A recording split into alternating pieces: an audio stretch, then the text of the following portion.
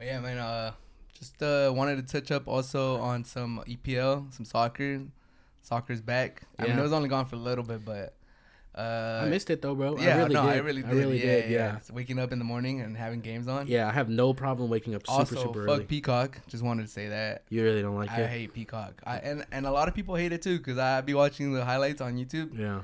People hate Peacock. Yeah, well, people don't want to have to pay for something they used to get But for it's like free. everybody's doing it, you know. Nah, yeah, And but that's it's the thing. At some point, like, man, like I know people are signing up for DAZN, like to watch boxing and like MLS game. Like, I mean, MLS, whatever. But like, if you're a real sports fan or like a broad sports fans, and you want to, There should be like something you there should be pay something, or like now you're like spread out so wide, just dishing money everywhere, man. every month. And like just to get like content that before you could get.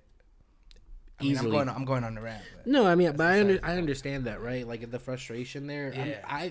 So my thing is just like I don't really have so much issues with Peacock. Like, yeah, it's annoying to pay the monthly fee, of course. Like, who wants to really do that? Yeah. But there's a lot of actually solid content on there that I really enjoy, and I think for that reason, I'm not on that wave. Yeah. They could have put it on just NBC Sports. Yeah, no, it makes it easy for everybody else. I wish they would have kept it on there because like my thing is like also on top of it because in the UK a lot of these people are getting it for free because it's not on Peacock for them over there. Yeah. It's on Sky Sports. It's on whatever. But over here, like you're trying to gain more like American viewership, exactly, and you put it onto it like a thing where you have to pay, and that's the frustrating part. That's the frustrating part. Like, why don't you treat us like it's a whole nother topic. Yeah, we're not their main demographic though. Yeah, no, but like the NFL does the opposite for Europe. Yeah, like they're trying to get the Europe market, and their like Sunday League Pass is like $130 cheaper than the one over here, and they have way more features just because they know that they're trying to entice that. Yeah, they're trying to get them in. Yeah, right. But I feel like maybe the EPL's gotten too comfortable. They have like enough people here that they're like, you know what? Now let's just milk this cow. Like we're not trying to. Yeah, it's unfortunate, bro. It really is. It is what it is. A lot of these good games have been on Peacock, like Liverpool. Yeah. So, bro, I'm touch up on Liverpool. What do you, honestly, how do you bro, think like beforehand, I came like on the last episode, I was like, yeah, we're gonna win. Obviously, I'm not changing that at all, especially after the signing of Thiago. Right. Because I watched him only for a half against Chelsea, bro. Yeah. He's nice. I almost ripped a hole in my shorts watching him play for a half. Whoa, that's a bro. Thiago. To handle, huh? Okay, so my thing is like everyone has always like people always diss on Liverpool like, oh, they only play one way, they press and counterattack, like which is fine, right? Because that means we've really mastered that down. We've gotten it down and it's helped us win. But now I think we're so multidimensional, especially with a player like Thiago, that it makes it really hard for teams to beat us now. Yeah. Not to say that we're unbeatable. Yeah. But now you have more. There's more dimensions to our game. Like a Swiss Army knife. Exactly. There's like we're successful in multiple phases of the game. So it's that signing to me was bigger than the Van Dijk signing and bigger than the Alisson signing. Only reason why I say that is because Thiago comes over as a bona fide star already. Yeah. We signed Van Dijk and we signed Alisson. Alisson probably more so than Van Dijk. Alisson was already a little bit more known. Great series against Barcelona. Exactly. In the Champions League. Yeah. Van Dijk was not a super well known. I mean, they were both the most expensive players for their position. For sure. But a lot of that goes to what the clubs wanted to sell them for. Not because my thing is when we paid it, no one thought he was a star. Because when we paid it, people were slandering us, right? When we paid those fees, people were slandering us. But Thiago, we signed on a solid deal, and if a player that's already won almost everywhere he's everywhere he's gone. Barca, Bayern, right? But also he's world class, bro. Like talent wise. And he has like that dog in him. You see it in his face when he plays. He wants to win, bro. And just watching him play for the one half against Chelsea, we go against tomorrow. He's gonna start tomorrow along with another signing of Diego Jota. He's gonna start. I know. Pain. Well, we can talk about that in a second. No, we can't. But, we can't. Bro, I really feel like Liverpool can actually challenge for every single tournament every single like level of play that they're in. Exactly. Like we're deep enough, they can do it now, and they have quality at every position.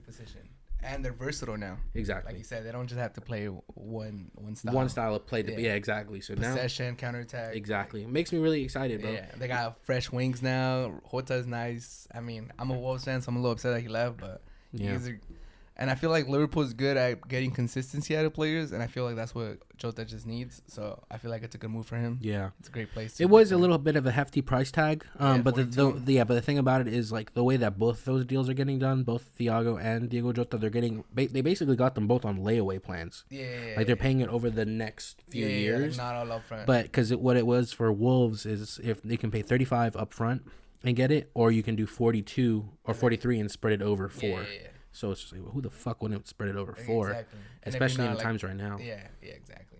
But in terms of the EPL, bro, like I haven't really been this excited for a season. Not so much just from a Liverpool perspective, because I get a lot of like, oh, like you're super big Liverpool fan, of course, right? Yeah. But the the current state of the league as a whole is very exciting to me as a fan of a team that participates in this league.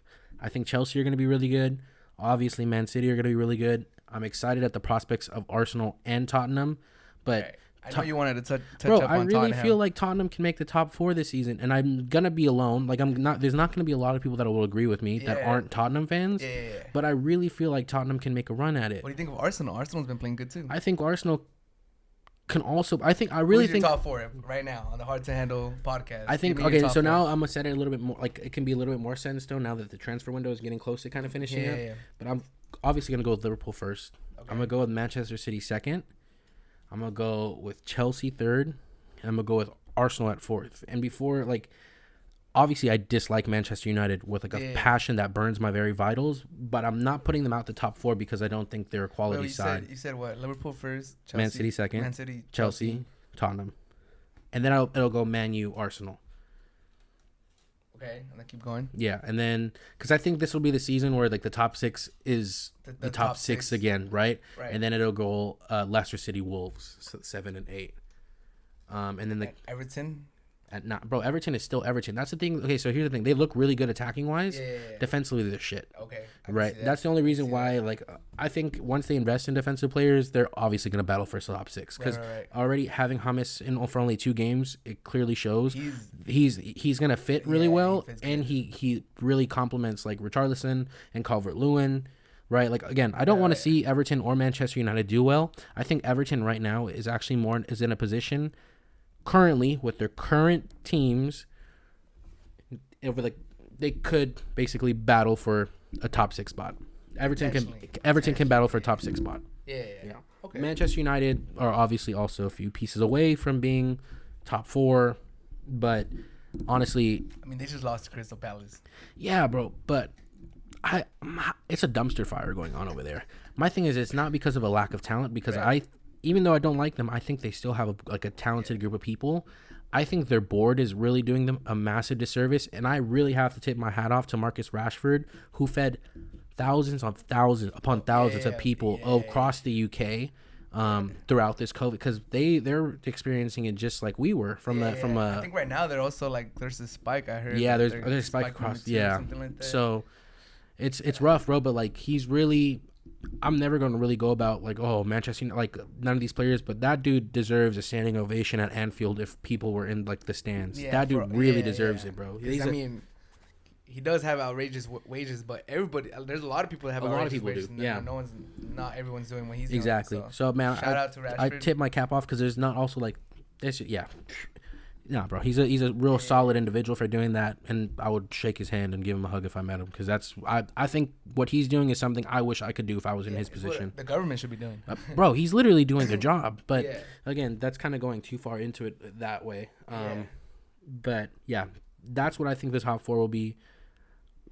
I think Manchester United are solid board members away from being a top 4, but their board is just keeping them back, bro. They have to get rid of their board, and I think they'll probably have to get rid of their head coach. But I don't like their coach. But my thing is also is like, who are you gonna bring in? There's not that many. Yeah, there's not a lot of world class, because they're when they're on, right, they're the biggest club, or arguably the biggest club in the world. Yeah, they have the most money. So there's no reason why they should be as shit as they are right now. They've been like.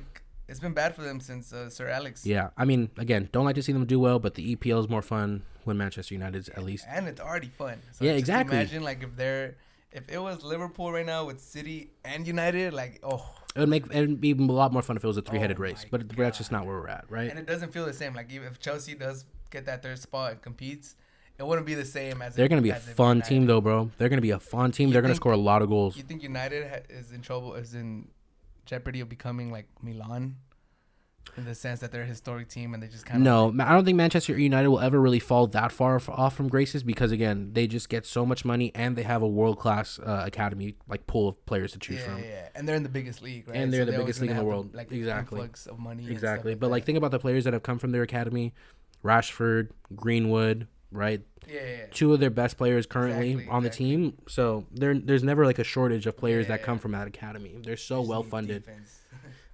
Yeah, bro. And then especially now that Harry Maguire might have to do prison time, bro. Like, what are they going to do?